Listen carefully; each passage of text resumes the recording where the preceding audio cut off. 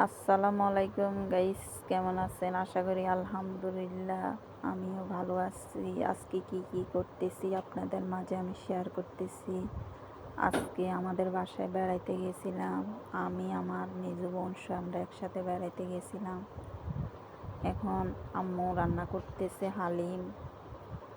কিভাবে হালিম রান্না করতেছে আসলে আমি প্রথম থেকে দেখিনি, এখন দেখতেছি, লাগতেছে আম্মু।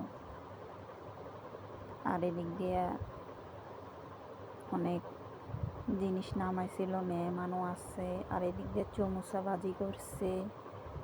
আর এদিক দিয়ে আমার বোনের মেয়ে প্লেট বাসন ধুইতেছে।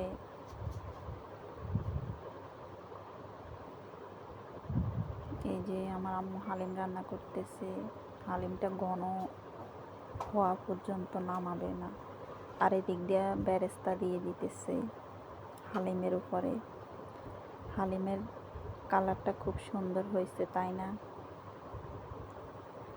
আমার কাছে হালিমটা সবচাইতে ফেভারিট খাওয়ার। আমি কিন্তু হালিম অনেক ভালোবাসি।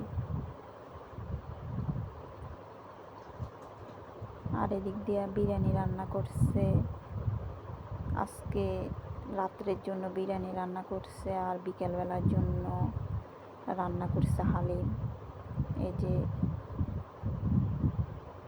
বিরিয়ানির কালারটাও খুব সুন্দর হয়েছে। আর এদিক দিয়ে আমার আম্মু শসা টসা এগুলি কাটতেছে। এদিক দিয়ে ডিমা বসাই দিচ্ছে। আমার বোনের জামাইও আসছে। এটা রাত্রের খাবার, দুপুরের খাবার কালকে খাওয়াবে। এদিক দিয়ে শসা কাটি রাখছে বিরিয়ানির জন্য, ডিম কাটি রাখছে। যে ডিমাগুলো এখন ভাজতেছে এক এক করে। গ্যাসে রান্না করা লাগে, তাই জন্য আস্তে আস্তে রান্না করতেছে। হঠাৎ করে আসছে আমার মেজো বোন, তাই জন্য। আর এদিক দিয়ে শসা টসা লেবু টেবু কাইটা রাখছে, পুদিনা পাতাও কাইটা রাখছে। এই যে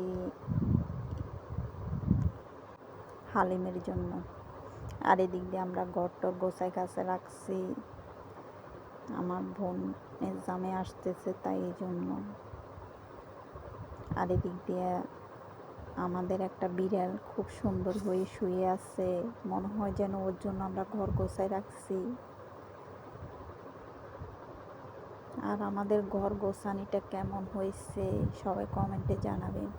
আসলে কিন্তু এটা আমার বাসা না, আমি আমার আম্মুদের বাসায় বেড়াইতে আসছি। আমার আম্মু আর আমার বড় বোনের থাকে একসাথে।